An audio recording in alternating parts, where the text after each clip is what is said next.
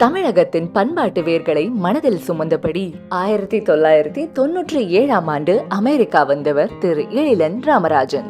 சென்னையின் Don Bosco பள்ளி, கோவையின் PSG tech மற்றும் அமெரிக்காவின் டெக்சஸ் A&M பல்கலைக்கழகங்களில் கல்வி கற்று தொழில்நுட்ப துறையிலும் சமூக தலைமையிலும் தனித்துவமான அடையாளத்தை உருவாக்கியவர். கடந்த 25 ஆண்டுகளுக்கு மேலாக தமிழ் மொழி, தமிழ் மக்கள் மற்றும் தமிழ் சமூகத்தின் முன்னேற்றத்திற்காக அர்ப்பணிப்புடன் செயல்பட்டு வரும் அனுபவமிக்க தலைவர்.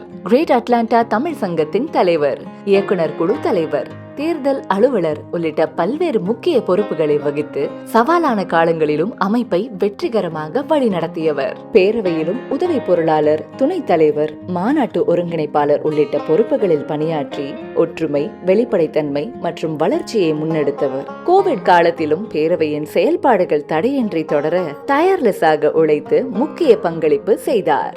தொழில்நுட்ப துறையில் அனுபவமிக்க தொழில் முனைவோராகவும் செயற்கை நுண்ணறிவு துறையில் புதிய முயற்சிகளை முன்னெடுத்து வரும் தொலைநோக்கு பார்வையுடைய தலைவராகவும் விளங்குகிறார். தமிழர் பாரம்பரிய தற்காப்பு கலையான அடிமுறை வர்ம கலையில் ஆசான் பட்டம் பெற்ற இவர் கடந்த 17 ஆண்டுகளாக இளைஞர்களுக்கும் குழந்தைகளுக்கும் பயிற்சி அளித்து நமது பாரம்பரியத்தையும் தலைமைத்துவ பண்புகளையும் அடுத்த தலைமுறைக்கு கொண்டு சென்று வருகிறார். ஒரே பேரவை ஒரே பார்வை என்ற லட்சியத்துடன் வட அமெரிக்க தமிழ் சங்கங்களை மேலும் வலுப்படுத்தி தமிழ் பள்ளிகள், உள்ளூர் சங்கங்கள் மற்றும் இளைஞர் அமைப்புகளுக்கு புதிய வாய்ப்புகளை உருவாக்க வேண்டும் என்பதே அவரது நோக்கம். இளைஞர்கள் கல்வி, தொழில்நுட்பம், செயற்கை நுண்ணறிவு, மருத்துவம் மற்றும் தொழில் முனைவு துறைகளில் உலகளவில் முன்னேற பேரவை ஒரு வலுவான பாலமாக அமைய வேண்டும் என்று நம்புகிறார். பதவி என்பது அதிகாரம் அல்ல, அது சேவைக்கான பொறுப்பு.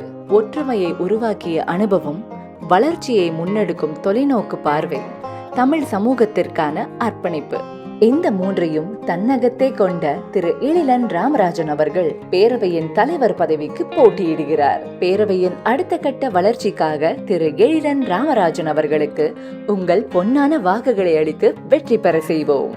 நன்றி. வாழ்க தமிழ்.